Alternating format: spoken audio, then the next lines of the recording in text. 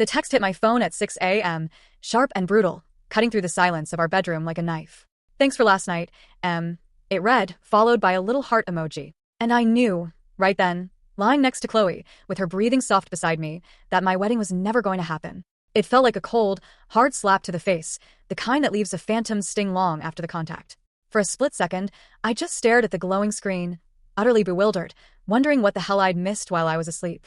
I'm Ethan. I'm 33, an architect, and for the past year, my life had been this bizarre, polite psychological nightmare. Chloe and I had been together for 5 years, engaged for 12 months, and from the outside, everything looked perfect. But there was this one tiny detail, this one constant presence, that everyone kept telling me was totally normal, and that I was crazy for having a problem with it. Chloe's ex-boyfriend, Noah. And when I say in her life, I don't mean a text once a month or coffee twice a year. I mean this guy was everywhere. He was at every holiday dinner, every birthday party, every family gathering. He even had a key to her parents' house. When I showed Chloe that text that morning, she barely even looked up from her phone. Just kind of waved her hand dismissively and said they'd gone to that new wine bar downtown the night before, and she'd mentioned it to me. I stood there like an idiot, my mind scrambling, trying to remember if she actually had told me, or if I was finally losing my mind.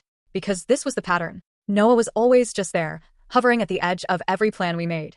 And whenever I brought it up, I was the problem. Chloe would use words like evolved and emotionally mature and secure attachment style. And her parents, Patricia and Arthur, who were both former therapists, would back her up with phrases about how I needed to examine my insecurity and unpack my outdated masculinity. I'm not kidding.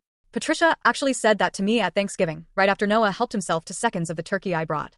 Arthur just nodded along, looking at me like I was a particularly interesting case study. I felt less like a fiancé and more like a patient they were all analyzing. The thing is, I'm not a jealous guy. I've never been controlling.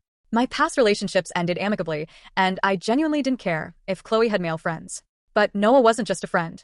He was a shadow. He was everywhere. And any boundary I tried to set, any discomfort I expressed, it was all treated like a personal failing I needed to work through in therapy.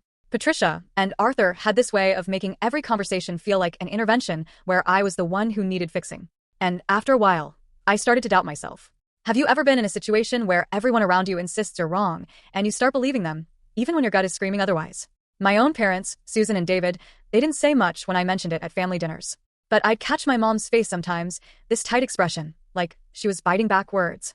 And my dad would just squeeze my shoulder and change the subject.